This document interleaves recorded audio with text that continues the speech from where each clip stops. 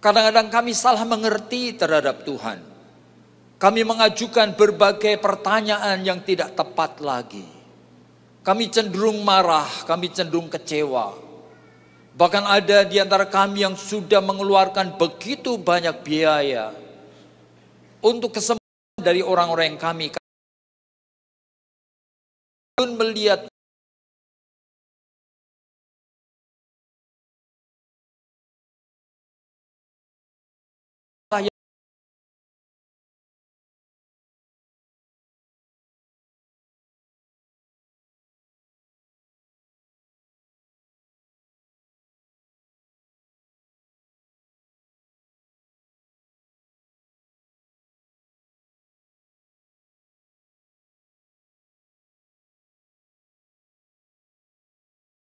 memisahkan.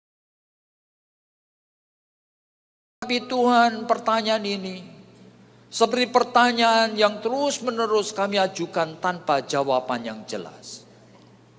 Apa yang Kau anugerahkan kepada teman-teman kami kesembuhan yang ajaib.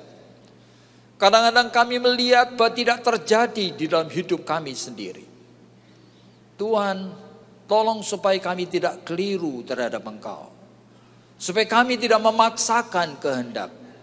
Supaya kami belajar untuk percaya. Supaya kami belajar juga untuk mengerti. Tuhan, pagi hari ini kami datang ke rumah-Mu. Dan kami secara khusus ingin membuka hati kami. Dan kami berkata sama seperti pemazmur itu. Kami ingin mendidik jiwa kami sendiri. Hai jiwaku, pujilah Tuhan. Pujilah namanya yang kudus itu. Hai segenap batinku. Kami ingin Tuhan menjadi anak-anak yang mengasihi Engkau. Kami ingin Tuhan menjadi anak-anak yang tulus, yang duduk di bawah kaki-Mu.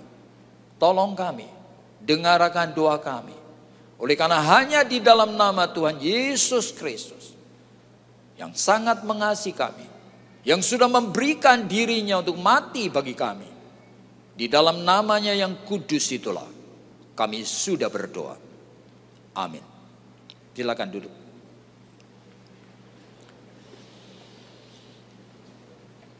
Jadi saudara, setelah kita bersama-sama boleh memuji-muji Tuhan dengan begitu banyak lagu yang Tuhan karuniakan kepada kita. Sekarang kita akan secara khusus memikirkan akan kebenaran firman Tuhan.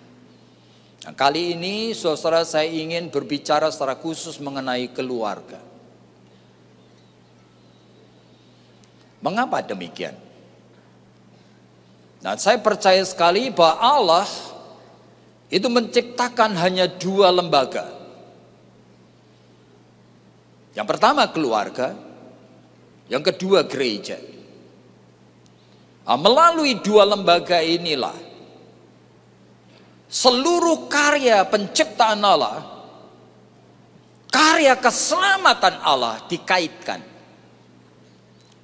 Jadi jikalau dua lembaga ini tidak berfungsi dengan baik, seolah-olah seluruh rencana keselamatan Allah, seluruh rencana dari penciptaan Allah dihambat, digagalkan di dalam kehidupan anak-anak Tuhan. Jadi meskipun saudara dan saya datang ke gereja, tetapi jikalau kehidupan saudara di dalam keluarga adalah kehidupan yang tidak berkenan di hadapan Tuhan, maka semua rencana kekal Tuhan dilumpuhkan. Segala kebenaran firman Tuhan yang saudara terima setiap minggu tidak mempunyai kekuatan apa-apa. Saudara, kalau kita berbicara mengenai keluarga, ini bicara mengenai center daripada hidup ini. Martin Luther itu pernah ditanya, mana yang lebih penting, keluarga atau gereja? Langsung dia spontan menjawab, keluarga. Oleh karena dia tahu sekali, di dalam keluarga, kehidupan saudara yang sesungguhnya itu itu didemonstrasikan. Apakah saudara orang beriman atau tidak, itu tidak nampak di gereja. Saudara dan saya bisa bermain sandiwara dengan baik sekali di gereja. Tetapi di dalam keluarga, terpaksa topeng-topeng saudara itu saudara tanggalkan. Yang paling tahu siapakah saudara adalah pasangan saudara, anak-anak saudara, orang tua saudara, bahkan pembantu di dalam rumah saudara. Jadi dalam keluarga, saudara terpaksa harus bisa membuktikan diri. Apakah saudara orang Kristen yang benar atau tidak? Oleh karena saudara-saudara dalam keluarga terus-menerus teruji. Dan sekarang terujinya di dalam setiap aspek. Saudara makan teruji. Saudara bangun tidur teruji. Saudara pakai kamar kecil pun teruji. Saudara duduk di muka TV teruji. Saudara ngomong dengan anak saudara juga teruji. Apakah saudara orang yang Kristen yang benar atau tidak? Saudara sulit sekali untuk memakai topeng di dalam keluarga. Saudara konsisten atau tidak dengan apa yang saudara imani? Bukan di gereja, saudara bisa bermain sandiwara. Sehingga saya di muka saudara-saudara seperti ini. Saudara tidak tahu saya. Tetapi yang paling tahu saya kemungkinan besar adalah istri saya. Apakah betul saya seorang Kristen yang baik atau tidak? Apakah betul saya mencintai Tuhan Yesus? Atau sebetulnya saya pemain sandiwara? Apakah betul saya itu betul-betul ingin menerapkan iman? Apa saya sebetulnya hanya pemain sandiwara saja? Semuanya itu istri saya tahu. Bagaimana saya itu menjadi orang Kristen di dalam masalah pengelolaan keuangan. Bagaimana saya sebagai anak Tuhan di dalam menyediakan waktu khusus untuk Tuhan. Apakah istri saya melihat saya konsisten setiap hari? Apa saya hanya membaca Alkitab hanya pada saat saya ingin berkhotbah? Apakah saya berlutut berdoa? Ataukah saya berdoa asal-asalan saja? Apakah saya spend leisure time, waktu kosong saya dengan kaya dengan baik? Ataukah saya hanya nongkrong di muka TV atau bermain akan komputer saya? Semuanya istri saya itu tahu. Sehingga di sana saya teruji. Apakah saya orang Kristen yang benar atau orang Kristen yang sedang menipu diri sendiri? Jadi saudara-saudara, kita perlu berbicara mengenai keluarga. Dan saya ingin kita itu melihat kali ini dari Mazmur 127. Mari saudara lihat bersama dengan saya Mazmur 127. Bukan Tuhan berkat Tuhan pangkal selamat. Nyanyian ziarah dari Salomo. Jikalau bukan Tuhan yang membangun rumah, sia-sialah usaha orang yang membangunnya. Jikalau bukan Tuhan yang mengawal kota, sia-sialah pengawal berjaga-jaga. Nah, sia-sialah kamu bangun pagi-pagi, duduk-duduk sampai jauh malam, makan roti yang diperoleh dengan susah payah. Sebab ia, yaitu Allah, memberikannya kepada orang yang dicintainya pada waktu tidur. Sesungguhnya anak-anak lelaki adalah milik pusaka daripada Tuhan, dan buah kandungan adalah suatu upah. Seperti anak panah di tangan pahlawan, demikianlah anak-anak pada masa muda. Berbahagialah orang yang telah membuat penuh tabung panahnya. Dengan semuanya itu, ia tidak akan mendapat malu apabila ia berbicara dengan musuh-musuh di pintu gerbang. Saudara, yang menulis ini Salomo, menarik sekali ya. Dan dia mengatakan dengan kalimat-kalimat yang tidak biasanya seperti yang kita pakai. Jikalau bukan Tuhan yang membangun rumah, sia-sialah usaha orang yang membangunnya. Jadi pertanyaan kita kemudian kan muncul ya. Lalu bagaimana sih caranya Tuhan yang membangun rumah? Bukankah yang membangunkan saya sendiri? Bahkan saudara dan saya memilih jodoh saudara sendiri. Saudara jangan mengatakan bahwa segala sesuatu yang saudara sudah putuskan itu dengan sendirinya adalah apa yang Tuhan mau. Masa begitu?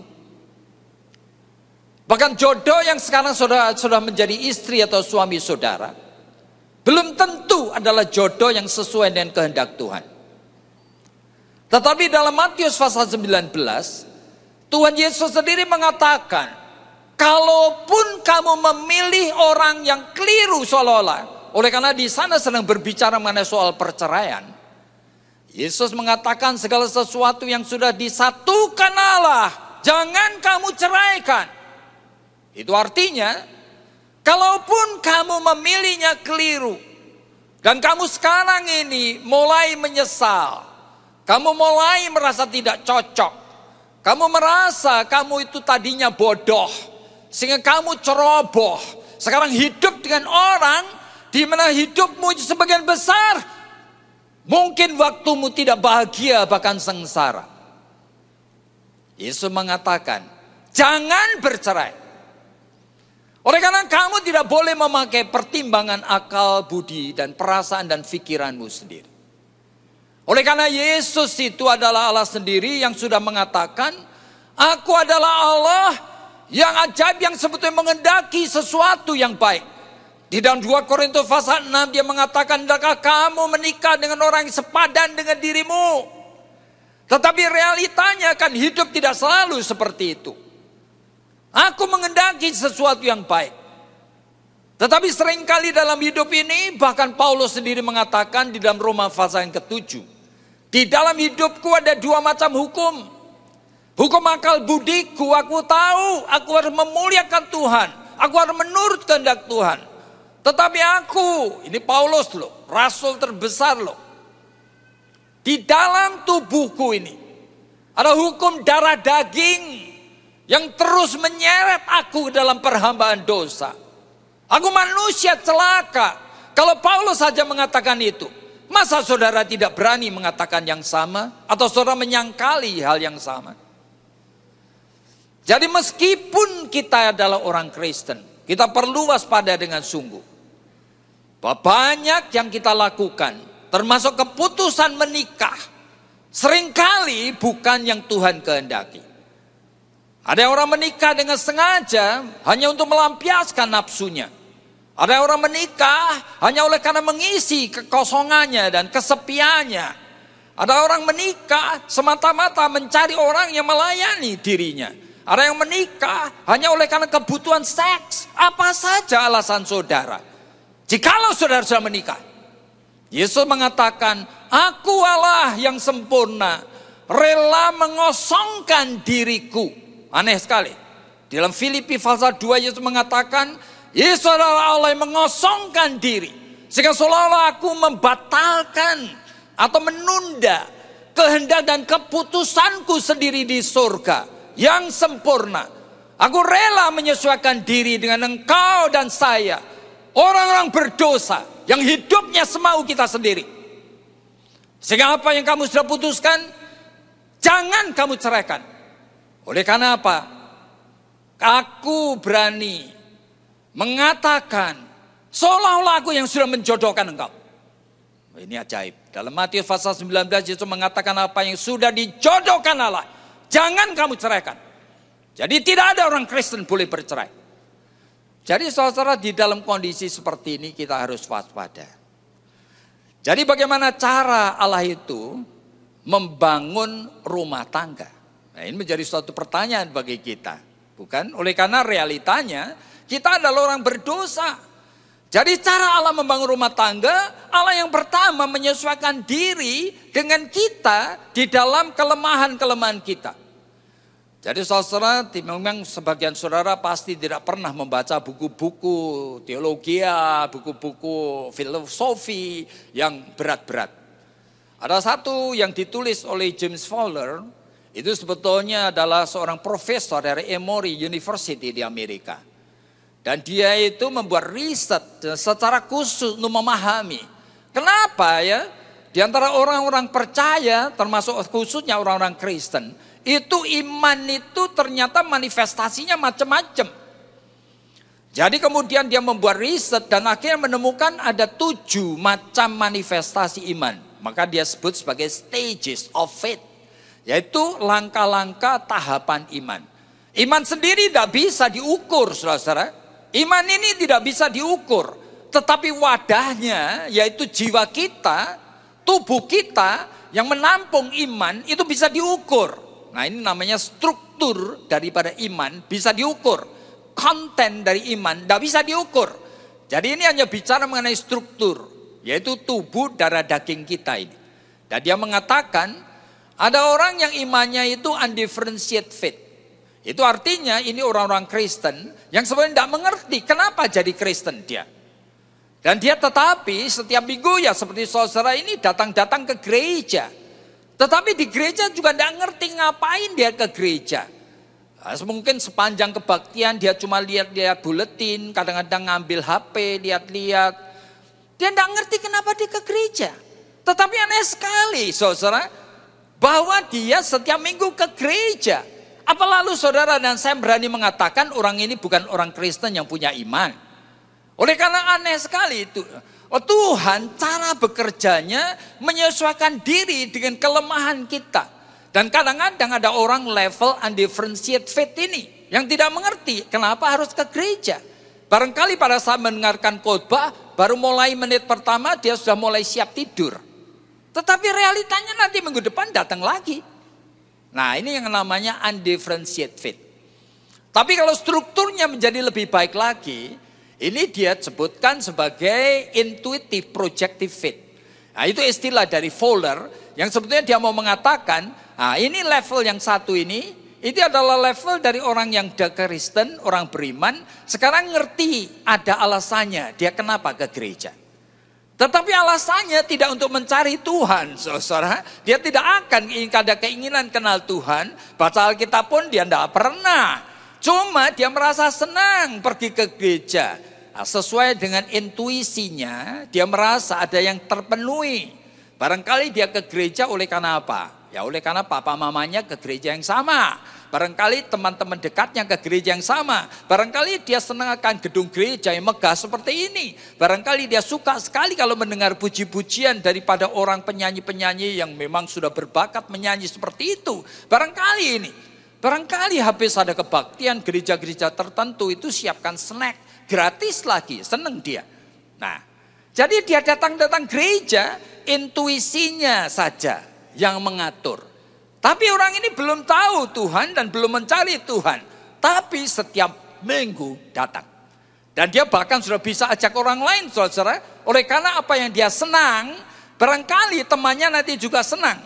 Nah, saudara perhatikan nih. Ini orang level 2. Level berikutnya lagi, itu Fowler menemukan adalah orang Kristen yang disebut mythical literal. Nah, mythical literal, sekarang orang Kristen ini sudah punya maunya terhadap Tuhan. Tapi seisi doanya itu semuanya cuma minta-minta aja. Banyak sekali orang Kristen seperti itu, saudara.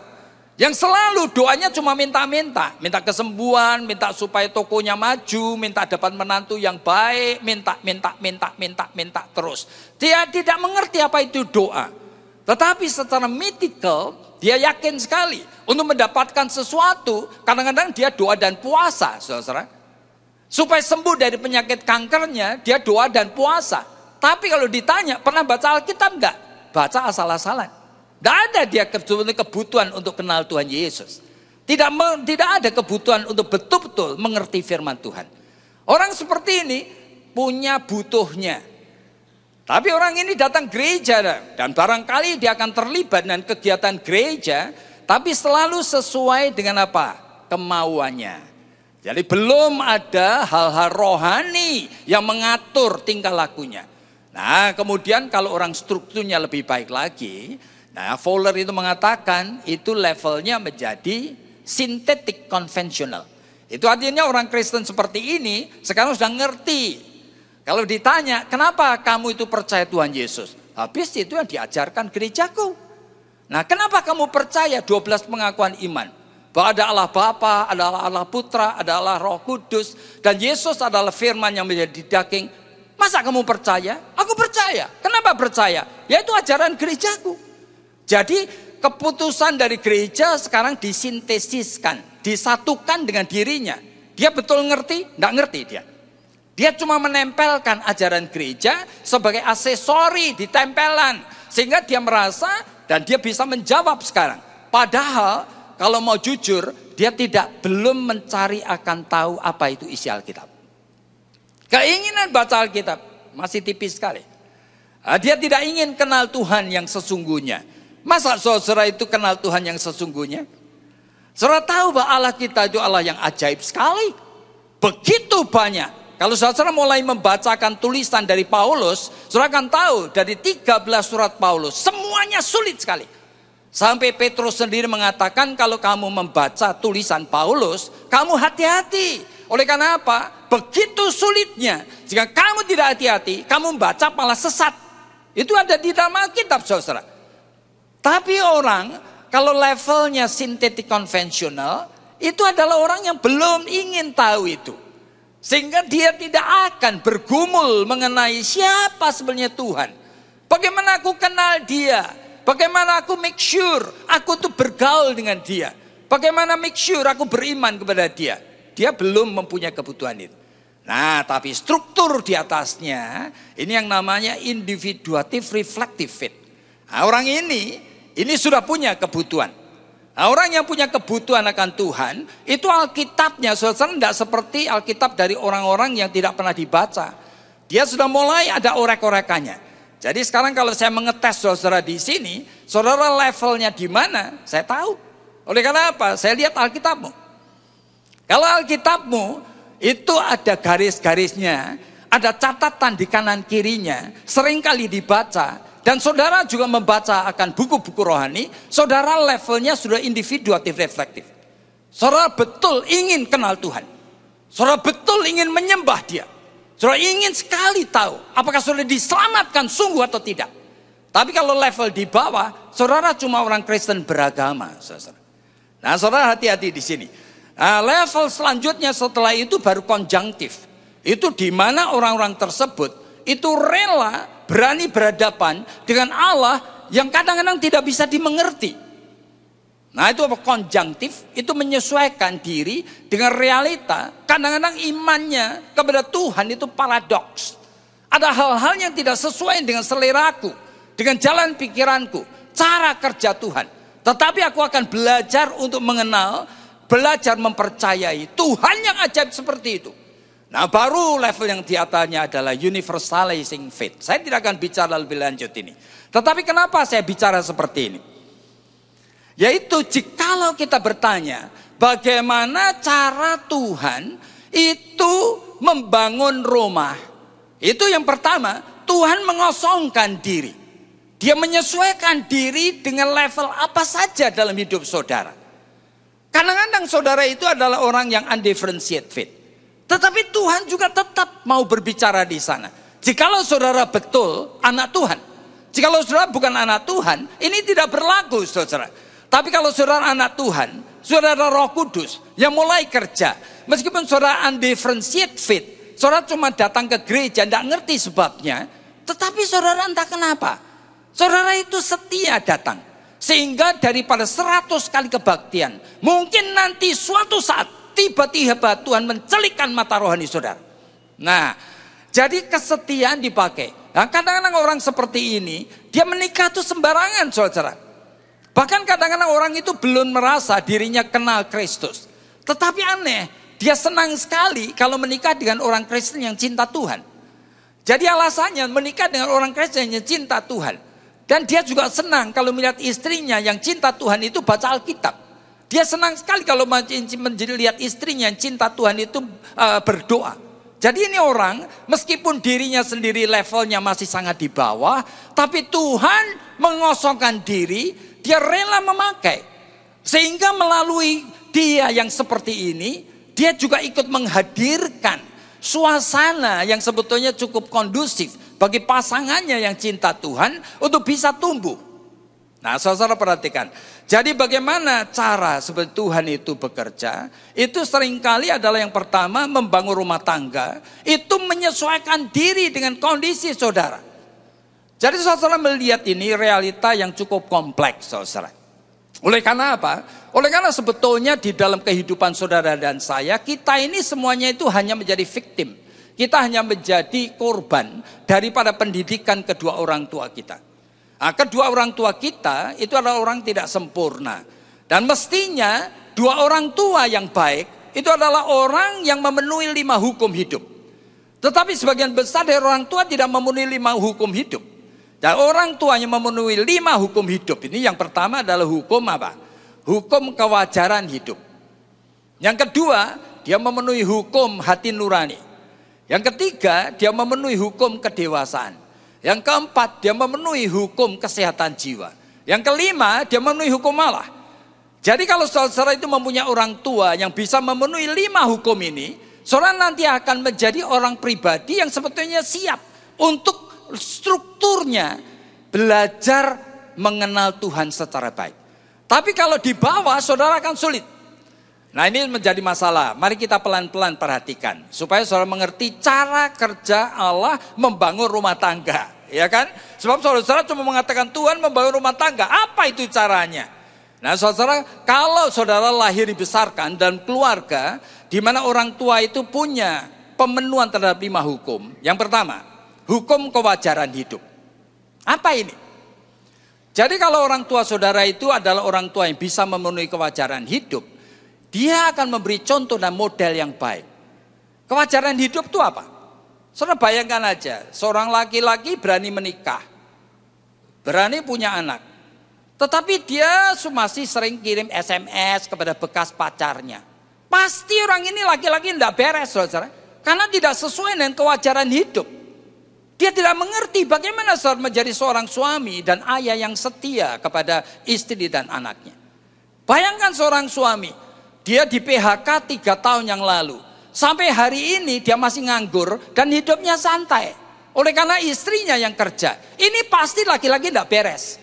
Oleh karena apa? Dia tidak memenuhi hidup yang wajar. Ya, bagaimana ada seorang wanita yang berani mempunyai anak, 3 anak, 3 babysitter, dia tidak pernah merawat anaknya. Dia mempunyai alasan, dia career woman, dia kerja. Tetapi dia selalu menemukan excuse. Padahal dia tidak mau bertanggung jawab menjadi ibu yang merawat, mendidik anak-anaknya. Tidak ada waktu khusus untuk anaknya. Pasti ini wanita yang tidak beres. Meskipun saudara lingkungan ini belum melihat. Oleh karena apa? Pada masa kecil, anak-anak belum kelihatan. Itu akan menjadi seperti apa. Tetapi hidup ini harus ada wajarnya. Jadi setiap orang yang berani menjadi ayah dan ibu, dia harus memenuhi hukum yang pertama. Hukum kewajaran hidup. Yang kedua, saya tidak akan terangkan semuanya ini ya. Hukum hati nurani. Jadi setiap laki-laki perempuan yang berani menjadi ayah dan ibu, dia harus mempunyai hati nurani yang hidup. Saudara. Kalau hati nuraninya tidak hidup, dia tidak mungkin bisa menjadi orang tua yang baik, nanti mewarisi struktur yang baik untuk anak-anaknya. Apa itu hati nurani yang baik? Saudara bayangkan aja, ya. Ada keluarga, dan mereka itu diberkati Tuhan berkelimpahan, financially mereka itu kaya. Mereka punya 2 rumah, mobil yang bagus-bagus. Kalau ada liburan selalu jalan-jalan ke luar negeri dan sebagainya. Sekarang melihat dengan mata kepala sendiri, adik dari istrinya itu ternyata anak yang pertama lulus dari SMA, mau kuliah tidak punya uang. Dan dia diam aja. Nah, ini pasti orang ini hati nuraninya tidak hidup. Nah, hati nurani yang tidak hidup seperti ini, itu anak-anaknya akan mencontoh sesuatu yang tidak baik. Dia tiap hari bisa makan enak. Pembantunya selalu makan makanan basi atau hanya tiap hari dikasih supermi. Pasti anak-anak akan melihat bahwa hati papa mama ini tidak hidup. Ini akan dicontoh tidak baik, saudara. Saudara bisa membayangkan ada satu keluarga dengan 3 anaknya akan jalan-jalan ke luar negeri. Mereka itu sudah siap kopernya, ya kan, oleh karena mau tur ke Asian Tour ini. Tiba-tiba lagi tunggu, waktunya akan dijemput, diantar ke airport. Tahu-tahu mamanya itu kepleset dari loteng jatuh. Kemudian kakinya dua-duanya patah. Dia tetap pergi tur. Pasti hati nuraninya tidak beres. Oleh karena hidupnya tidak begitu, saudara. Jadi di mana sebenarnya hati nurani itu di-exercise, itu tingkah laku yang lain itu akan mengikuti. Dan anak-anak akan melihat. Jadi kalau mempunyai orang tua yang hati nuraninya tidak hidup, itu banyak sekali bagian dari aspek hidup daripada manusia. Tidak akan berkembang. Ya. Nah, sekarang yang ketiga, jikalau orang tua itu adalah orang tua yang baik, dia selalu sebetulnya bisa memenuhi hukum kedewasaan. Hukum kedewasaan antara orang tua dan anak kecil itu beda sekali. Kalau anak kecil itu apa-apa dia mau, ya selalu mengatakan, ya pokoknya, ya kan, melihat temannya punya HP baru, pokoknya aku pengen. Kalau orang tua kan tidak begitu. Orang tua itu seharusnya mempunyai pertimbangan, puluhan macam pertimbangan. Mau beli mobil yang baru pun dia harus menimbang. Apakah sekarang atau nanti tahun depan? Apakah saya membeli mobil yang mahal sampai 1 M ataukah nanti saya akan menyimpan dulu, barangkali sekarang hanya mobil yang 100 atau 200 juta saja. Nah, kalau saya membeli, efeknya apa? Untuk hidup ini, untuk hidup itu, untuk apa? Waduh, semuanya ada pertimbangan. Jadi orang tua yang baik, dia mempunyai pertimbangan orang dewasa. Nah, saudara bisa membayangkan, kalau dia itu hanya maunya sendiri, dia pasti dalam area tersebut pasti tidak beres. Nah, saudara mesti perhatikan di sini. Oleh karena manusia itu didesain oleh Tuhan itu untuk mempertanggungjawabkan setiap aspek dari kehidupannya. Apalagi di dalam hukum kesehatan jiwa, saudara, di dalam Diagnostic Statistical Manual itu sebetulnya kita itu belajar mengenai suatu buku pegangan untuk psikiater. Nah, itu kita akan melihat sebetulnya ada ratusan jenis penyakit jiwa. Jadi jangan saudara berpikir orang tua yang kelihatan bisa kerja dengan sendirinya tidak ada masalah dengan mental health-nya. Banyak orang tua ada masalah, saudara. Oleh karena ini ada jenisnya, ada yang mental retardasi, ada jenisnya psikotik, ada jenisnya neurotik, ada personality disorder, non-psikotik disorder. Itu puluhan macam, saudara. Saudara bayangkan aja, seorang yang punya neurotik, suatu tendensi neurotik, dia adalah orang yang selalu jiwanya tuh restless. Jiwanya merasa ada sesuatu yang gelisah. Dia tidak cenderung menjadi tidak bahagia. Dia gampang sekali tersinggung. Nah, orang seperti ini itu adalah orang yang bisa kerja dengan baik, saudara. Tetapi asal jangan merasa tersinggung, terhina. Kalau sampai tersinggung, terhina, dia tidak bisa mengontrol emosinya. Tiba-tiba dia menjadi satu pribadi yang tingkah lakunya itu di luar dugaan. Dia bisa pukulin istrinya. Bisa dia tuh naik mobil di tengah jalan tol jam 10 malam. Dia turunkan istrinya di sana. Turun sambil ditendang sekalian. Oleh karena apa? Ini orang neurotik. Pada saat marah, emosinya tidak bisa dikontrol, saudara. Nanti setelah 2-3 jam lagi dia baru nyesel. Tetapi sudah membuat damage. Kadang-kadang bisa mecahin ini, mecahin itu. Dia bisa ngusir anaknya. Bisa sepanjang malam istrinya tidak dibukain pintu. Bisa.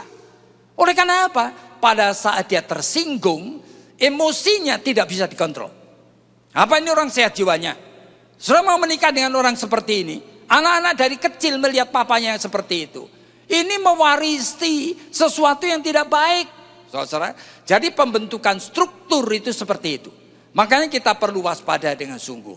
Di dalam Alkitab dikatakan sebetulnya bahwa iman itu adalah anugerah. Tetapi kita mesti waspada. Agustinus pernah mengatakan ada 4 macam anugerah yang Tuhan berikan kepada setiap orang percaya. Yang pertama itu adalah prevenient grace. Yang kedua adalah cooperating grace. Yang ketiga sufficient grace. Dan yang keempat itu efficient grace. Nah, itu artinya apa? Yang pertama, prevenient grace.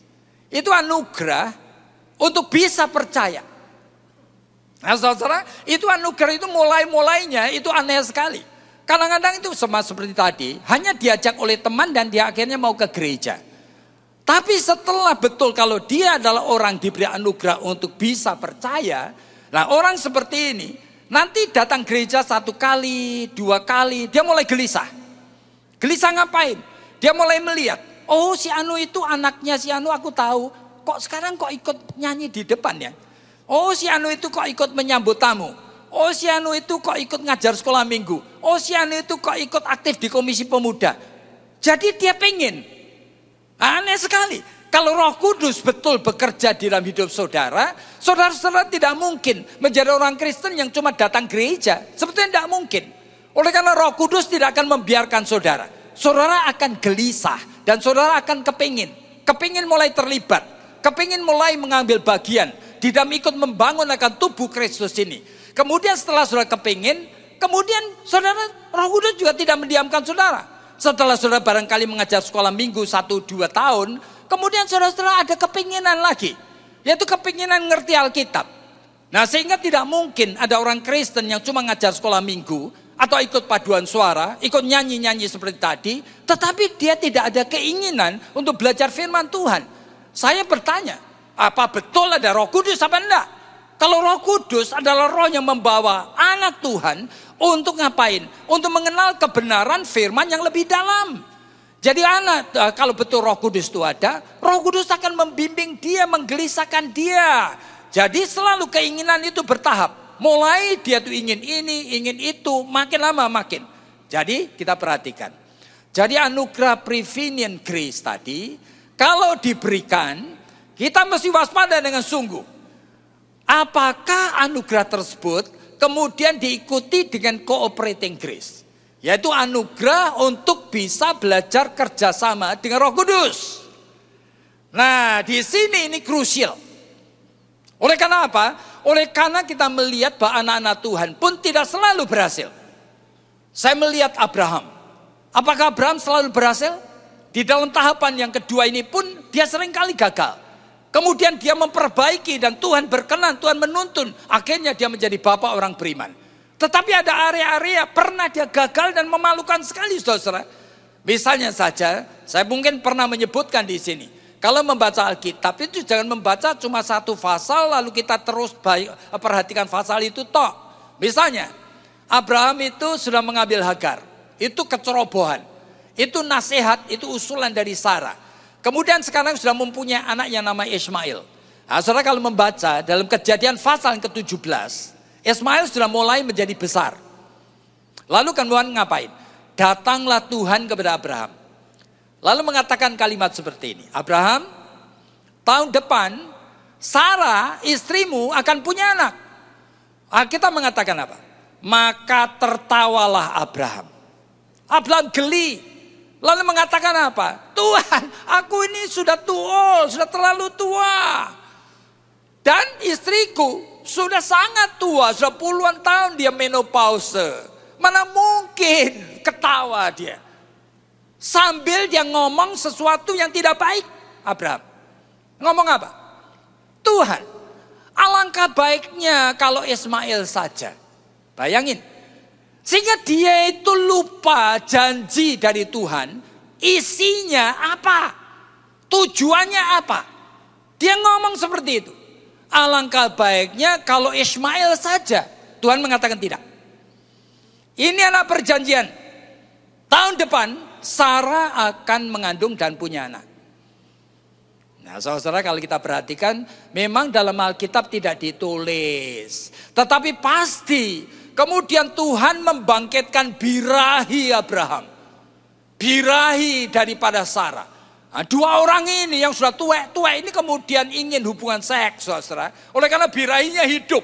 Dan mereka hubungan seks. Dan kemudian Sarah mengandung. Ajaib sekali ya. Oke? Tapi kalau saudara membaca Alkitab itu jangan cuma Kejadian 17.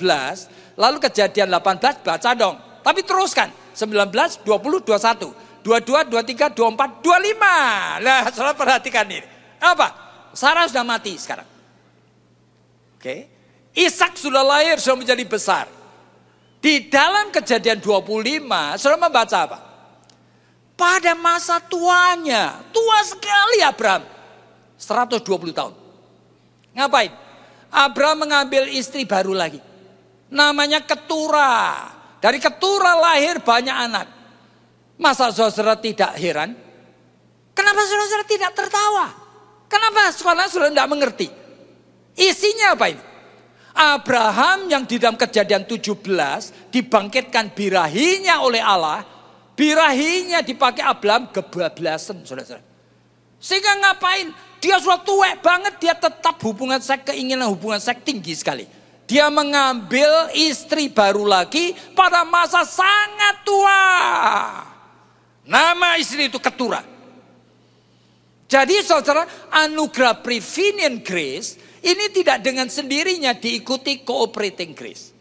Oleh karena banyak orang percaya, dia itu menganggap enteng. Gitu ya. Area-area tertentu itu dibiarkan tanpa campur tangan Tuhan. Abraham di dalam area yang lain dia cinta Tuhan. Di dalam banyak area yang lain dia betul-betul menunjukkan imannya. Tetapi di dalam area seks. Nah sekarang sudah perhatikan. Kalau bisa terjadi kepada Abraham. Dan sekarang ini kalau saudara mempunyai gadget daripada komputer saudara. Kemudian saudara bisa membuka akan segala macam saja yang saudara buka. Sekarang ada 46 situs porno saudara. 46 apa? Juta. Jadi 46 juta situs porno. Setiap kali saudara klik saudara bisa buka. Dan sebagian besar dari orang Kristen terus siang malam berzina. Jangan-jangan saudara berpikir. Ini damaging, itu merusak. Oleh karena apa? Kalau saudara membaca DSM, ya, Diagnostic Statistical Manual. Saya mempunyai koleksinya dari 2, 3, 4. Sekarang 4R. Ya kan? Ini DSM ini namanya Diagnostic Statistical Manual. Itu buku pegangan untuk psikiater. Diagnostik yang kedua, itu homoseksual itu masih disebut sebagai kelainan. Itu abnormality. Itu namanya sexual deviation, penyimpangan seks. Itu begitu DSM 3 sudah enggak. Oleh karena apa? Oleh karena sekarang orang melihat gitu. Di Amerika banyak orang homoseks ini. Itu sekarang menular luar biasa saudara. Dan saya itu menjadi konselor lebih dari 35 tahun. Saya sekarang menjumpai barangkali lebih dari 5% klien saya adalah homo. Ini anak-anak muda lahir dengan baik sekali saudara. Tetapi mereka seringkali nonton apa? Situs porno homo. Bayangin. Ini homo, ini nular. Ini kalau mereka itu sudah mulai terjerat dengan itu, mereka selalu mencari excuse dan mengatakan, memang aku ini lahir seperti ini. Tidak mungkin. Yang lahir dengan kelainan seksual itu hanya 0,01%. Yang lain itu learn to be. Nah, atau yang lain itu victim. Nah ini victim. Nah, victim itu mungkin oleh karena kedua orang tuanya itu tidak balance. Misalnya saja seorang laki-laki lahir dari keluarga di mana papahnya itu terlalu weak. Sehingga anak ini dari kecil tidak pernah melihat apa. Contoh dari seorang laki-laki itu seperti apa. Sehingga jiwa male ego laki-lakinya tidak berkembang. Dibarengi dengan mamanya yang terlalu dominan. Nah, papa yang weak, mama terlalu dominan. Nah, anak ini male egonya tidak tumbuh. Nah, itu nanti ada orientasi yang aneh. Dia tidak tertarik kepada wanita. Aneh sekali. Nah, sehingga ini menjadi victim. Nah, victim itu cukup banyak. Tetapi yang paling banyak itu adalah belajar menjadi homo. Nah, homo ini soal masalah bisa dipelajari, saudara. Satu kali saudara mencoba, misalnya dengan sodomi atau dengan apa perbuatan tingkah laku orang homo itu. Satu kali saudara mencoba, begitu orgasme, otak saudara itu bagian yang namanya autonomous nervous system itu tidak memakai rasional, tidak memakai kerja dari otak di dalam berpikir, bukan bagian dari cerebrum otak. Itu langsung bekerja, saudara. Sama seperti yang otonom, ini mengatur segala sesuatu dalam tubuh manusia yang tidak usah berpikir. Saya makan, saliva saya keluar, saya masukkan makanan ke usus. Langsung ada pencernaan, ada apa. Kerja jantung, kerja kidney, kerja apa. Semuanya itu tidak usah mikir, saudara. Itu diatur oleh autonomous dari central nervous system di otak. Nah, termasuk susunan syarafnya namanya simpatetik dan parasimpatetik. Nah, ini artinya susunan syaraf yang mengatur apa? Mengatur selera, kenikmatan, rasa-rasa. Nah, satu kali saudara orgasme, itu sudah gerak, sudah bekerja. Saudara pasti nanti akan mengulang. Nanti saudara mulai berpikir, ternyata saya juga bisa menikmati hubungan seks laki sama laki, perempuan sama perempuan. Bayangin saudara, ini tidak rasional. Satu kali saudara orgasme, saudara akan cenderung menjadi homo. Jadi ini nular luar biasa. Dan sekarang ini, itu situs porno itu luar biasa. Sampai dia masuk kepada apa? Semua pemimpin gereja. Saudara perhatikan. Itu sebagian besar sekarang itu sukanya nonton barang yang seperti itu. Saudara pemimpin kaum Injili di Amerika. Itu apa? Orang yang hebat pengkhotbah, bukan main saudara. Seringkali diundang di White House. Untuk apa? Memimpin kebaktian di sana. Dia ada kepemimpin kaum Injili yang namanya Ted Haggard, pendeta Ted Haggard. Apa yang dilakukan? Dia termasuk salah satu penanda tangan dari apa? Anti-gay marriage. Jadi tidak boleh pernikahan orang gay, orang homo. Anti. Ditandatangani oleh pemimpin kaum Injili. Orang Katolik, orang apa. Ya, tanda tangan. Tidak boleh ada pernikahan seperti itu. Karena ini pernikahan yang tidak wajar. Ini tidak sehat, ini sakit jiwa. Oke? Tahu-tahu pada suatu hari ada seorang anak muda. Dia ngapain? Dia berani mengundang beberapa wartawan. Dia ngomong apa? Saya menjadi kekasihnya Ted Haggard sudah lebih dari 5 tahun. Kaget tidak? Ini seorang yang menandatangani anti-gay. Dia seorang hamba Tuhan. Ternyata dia punya istri, punya anak-anak, saudara. Hanya suka nonton yang seperti itu. Dia ketularan. Akhirnya dia hancur semua. Pelayanannya hancur, keluarganya hancur. Jadi jangan saudara pikir apa yang terjadi tadi. Masalah dari Abraham tadi. Jangan saudara pikir tidak akan menjadi masalah saudara dan saya. Hidup ini bukan orang yang mendapatkan prevenient grace saja, tetapi anugerah yang kedua itu harus kita perhatikan. Daud jatuhnya di situ lagi. Salomo jatuhnya di situ lagi. Salomo kalau perhatikan dalam kitab Pengkhotbah seperti apa. Sehingga nanti kita melihat di dalam Pengkhotbah pasal yang ke-12.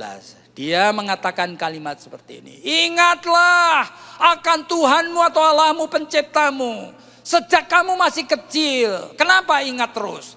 Supaya jangan sampai tiba waktunya di mana jiwa manusia mengatakan aku tidak butuh Allah. Nah, baca Pengkhotbah pasal 12. Sebelum tiba hari-hari yang malam, di mana jiwaku ini tidak membutuhkan Allah lagi. Ini dialami oleh Salomo. Kenapa? Dalam seks, di dalam area-area yang lain, dia lemah sekali. Dan dia take for granted. Dia sampai mengatakan dia tidak pernah menahankan segala sesuatu yang diinginkan mata. Apa saja diinginkan mata. Dia pengen dapatkan. Dia pengen punya istana terbagus. Dia pengen menjadi orang pandai, terpandai sedunia. Panggil semua ahli-ahli filsuf-filsuf. Dia juga adalah orang yang ingin punya segalanya. Dia panggil mengimport semua binatang-binatang seluruh dunia.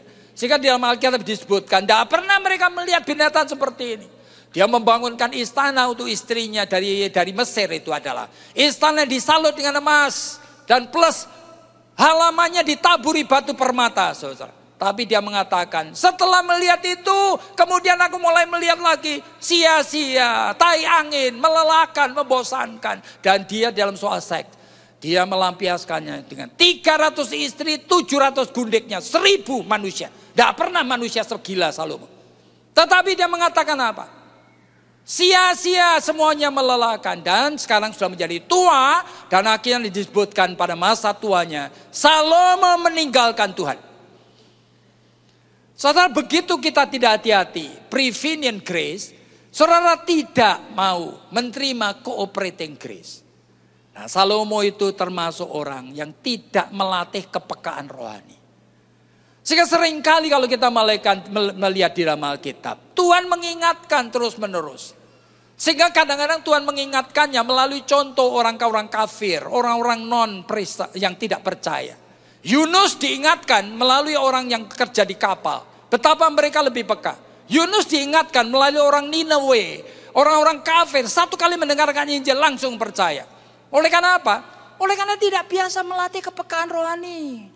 Jadi saudara, bagaimana saudara bisa memelihara kehidupan rumah tangga saudara jika saudara tidak melatih kepekaan rohani? Kadang-kadang saya itu merasa tersentuh, tersinggung juga. Kenapa? Kenapa justru orang non-Kristen yang peka? Saudara kan tahu seperti misalnya saja pemimpin redaksi dan majalah Tempo itu Gunawan Muhammad, saudara. Dan setiap kali saya membeli majalah Tempo, saya selalu buka halaman terakhir. Itu selalu bagiannya apa? Mengenai catatan pinggir. Saya punya koleksinya. Karena apa? Satu halaman tok. Tapi Gunawan Muhammad itu kreatif sekali, saudara. Tulisannya bagus-bagus sekali. Dan pada suatu hari di catatan pinggir, dia cerita dia mau pergi umroh, naik haji, saudara. Dan apa? Orang seperti ini ya, seorang penulis ini. Apa yang dilakukan? Dia siap beberapa bulan sebelumnya. Dia merasakan bahwa dia harus mempersiapkan diri untuk pergi naik haji. Lalu kemudian dia cerita bersama dengan lautan manusia mengelilingi akan Ka'bah, itu lambang dari PPP itu yang warnanya hitam itu. Semuanya Allahu Akbar, Allahu Akbar. Dan ini tidak termasuk harus ya. Tetapi sebetulnya ada juga boleh kalian masuk ke dalam Ka'bah. SBY ketika pergi ke Mekah akhir-akhir ini, di sana dia tidak masuk. Dia hanya mencium akan pintu Ka'bah. Nah, Gunawan Muhammad ini kepingin masuk, saudara, bersama dengan ribuan orang. Dan dia cerita, dia sudah menunggu itu sampai lebih dari 8 jam. Akhirnya tiba gilirannya, oleh kakinya sudah sudah tidak tahan. Itu kemudian tiba giliranku, hatiku itu berdebar-debar. Lalu dia mulai mencuci akan kupingnya, tangannya, kakinya. Dia lalu masuk ke dalam Ka'bah sendiri. Begitu masuk kaget dia. Ternyata itu gelap gulita. Tidak ada lampunya. Setelah dia melangkah begitu. Setelah kira-kira setengah menit kemudian mata itu mulai beradaptasi dengan kegelapan. Dia berpikir di dalam gedung kotak hitam itu, dia mungkin pikir jangan-jangan aku melihat dulu furniture yang dipakai oleh misalnya Nabi Muhammad barangkali. Atau barangkali ada tulisan kaligrafi itu catatan ayat-ayat Al-Quran misalnya, begitu loh. Pikirannya dia. Setelah dia matanya melihat kanan kiri, gelap itu mulai dia beradaptasi. Dia kaget lagi. Ka'bah ini kosong, tidak ada apa-apanya. Dicat hitam lagi. Hitam sudah begitu gelap, tidak ada lampunya. Cuma ruang kosong. Ya, lalu Gunawan Muhammad ngomong, meskipun tidak ada isinya, tetapi aku itu merasa Tuhan ada di sana, Allah di sana. Sehingga air mataku berderai-derai. Dan aku tidak kuasa lagi, mulai berlutut aku datang. Dan dari mulutku aku tidak bisa menahankan, mulutku itu melafalkan akan puisi Khairil Anwar. Lalu ngomong apa? Tuhan, di pintumu aku mengetuk dan aku tidak bisa berpaling lagi. Waduh, membaca itu saya menangis, saudara. Hebat ini orang. Ini anak seolah-olah orang yang tidak mengenal Kristus, saudara. Kenapa dia punya kepekaan seperti ini? You mau ke gereja apa you siap? You mau beribadah tadi, bernyanyi, menaikkan tanganmu kepada Tuhan. Apa kamu itu siap dari Roma? Apa kamu merasakan betul-betul bahwa diri kita ini tidak berlayak untuk bisa memberikan akan ibadat ini untuk dia, untuk memuliakan dia? Tuhan kadang-kadang itu memberikan kepada kita itu sindiran. Melalui contoh dari orang-orang yang tidak seiman, yang tidak ada kenal Kristus sama sekali. Tetapi mereka itu melatih akan sensitivity, kepekaan rohani ini. Nah, saudara kita itu sedang berbicara mengenai keluarga. Bagaimana Allah membangun keluarga? Yang pertama, Allah sendiri mengosongkan diri, menyesuaikan dengan kita. Sehingga di mana level kita, Tuhan selalu mau mengerti. You memilih jodoh yang keliru pun Tuhan menyesuaikan diri sampai mengatakan apa yang sudah dijodohkan Allah. Seolah-olah pilihanmu itu aku setujui. Luar biasa sekali. Supaya Tuhan itu mengulurkan tangan kepadamu dan menyelamatkannya. Oleh karena keluarga ini maha penting. Sehingga setelah kita itu mendapat anugerah prevenient grace, seharusnya saudara itu rela untuk menerima anugerah cooperating grace. Dan cooperating grace ini permulaan daripada saudara nanti mulai dibentuk menjadi serupa dengan gambar Kristus. Supaya menerima anugerah ketiga yaitu sufficient grace. Sehingga anugerah Tuhan ini menjadi cukup. Sehingga saudara tidak lagi tergantung dari hidup dengan segala macam kebutuhan ini. Baik nanti saudara sakit tidak sembuh, tetap saudara akan mengatakan, Lord Jesus, your grace is sufficient unto me. Anugerahmu cukup bagiku. Aku tidak akan takut. Tidak ada yang bisa menceraikan aku dari kasih-Mu. Ini anugerah ketiga, saudara. Dan anugerah kedua ini, saudara harus melatih. Melatih melalui apa? Ya di dalam keluarga lagi. Apa ini? Misalnya saja saya sebutkan satu mungkin yang terakhir kita bicarakan ini. Di mana Tuhan ingin, jikalau aku sudah mau mengakui pilihanmu itu adalah kehendakku. Nah, kamu harus belajar mencintai dia. Siapapun juga istrimu, siapapun juga suamimu. Kamu mesti mencintai dia. Belajar mencintai dengan perasaan dan pikiranku. Apa maksudnya? Jangan memakai pikiranmu sendiri, jangan memakai perasaanmu sendiri. Meskipun kamu menemukan kelemahan dari pasanganmu, segala kekurangan dari pasanganmu. Oleh karena di mata Allah, kesetiaan itu yang dinilai. Nah, saudara, di dalam Yosua pasal 9. Pada suatu hari Israel itu mulai masuk dalam tanah Kanaan, ya kan? Tiba-tiba dia bertemu dengan rombongan orang yang pakaiannya kerawek-kerawek, yang sandalnya sudah butut, yang itu tempat kerbatnya juga sudah butut semuanya. Dan mereka mengatakan, kami dari negeri yang jauh, ngapain? Kami dengar mengenai Allah Yahweh yang ajaib, kami takut. Kami ingin kalian berjanji untuk tidak membinasakan kami. Bagaimana kita itu bisa deal menjadi friend? Yosua tersanjung. Dari negeri jauh sekali. Sampai datang mendengar ini. Tidak tanya Tuhan dia. Langsung deal. Kita tidak akan membinasakan kamu. Padahal Tuhan sudah mengingatkan. Bukan. Seluruh daerah Palestina akan diserahkan. Ini Yosua ini. Saat itu ceroboh sekali. Nah, berjanji tidak akan membinasakan. Ternyata perjalanan beberapa hari kaget. Ketemu satu kota, Gibeon. Ternyata muncul orang-orang yang sama. Sekarang ngomong, kita kan sudah deal menjadi friend. Ya toh, kita sudah berjanji. Kamu berjanji tidak akan membinasakan kami. Ini kami. Ternyata rumahnya dekat sekali. Beberapa hari perjalanan saja. Waduh, Yosua kaget. Dia mau berbuat sesuatu, Tuhan mengingatkan. Satu kali janji, harus ditepati. Sejak itu orang Gibeon akan menjadi kerikil di matamu. Tapi kamu tidak pernah boleh melepaskan. Di dalam 2 Samuel pasal 21. Saul pada suatu hari ngapain? Dia mulai lihat. Mulai matanya kelelepan dia. Melihat apa? Orang-orang Gibeon ini ada di situ.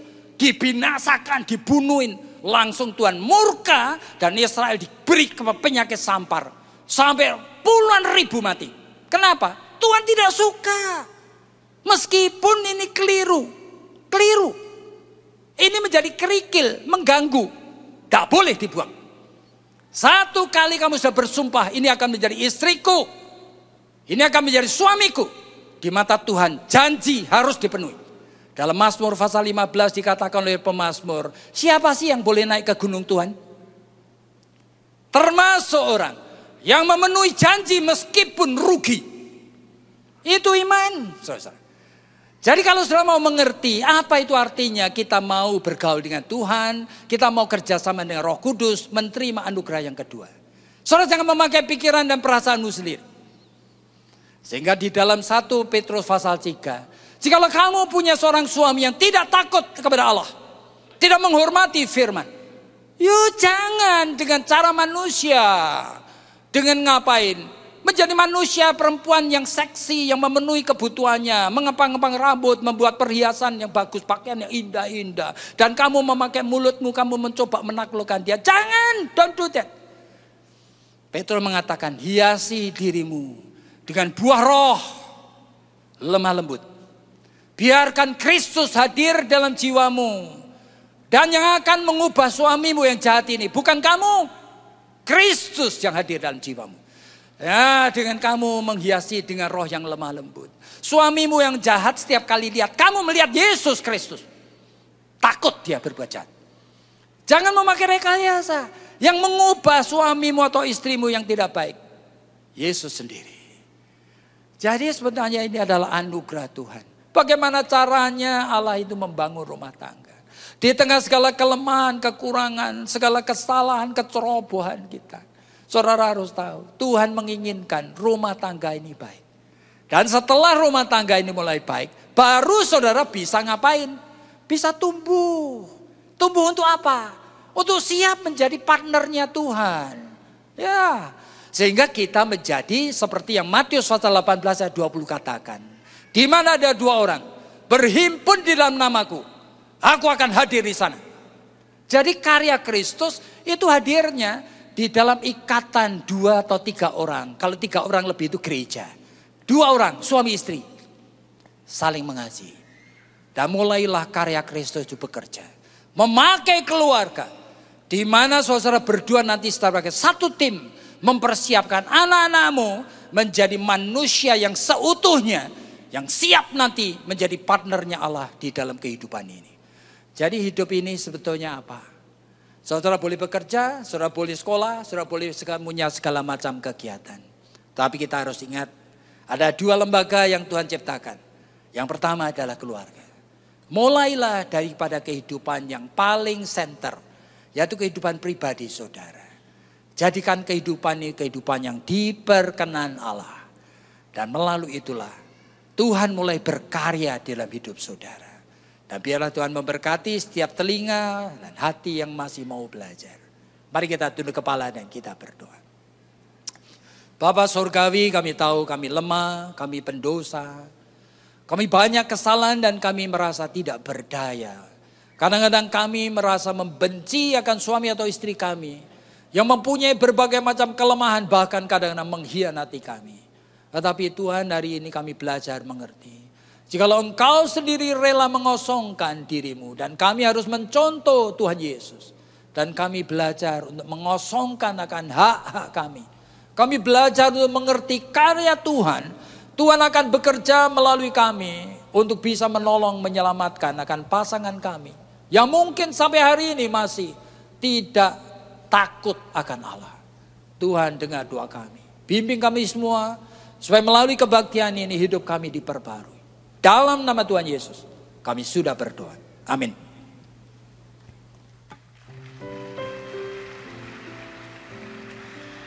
Bapak Ibu Saudaraku, pagi hari ini kita mendapat kesempatan untuk mempersembahkan korban persembahan kita kepada Tuhan. Sebelum kita memberi, kembali saya ajak kita tundukkan kepala bersama.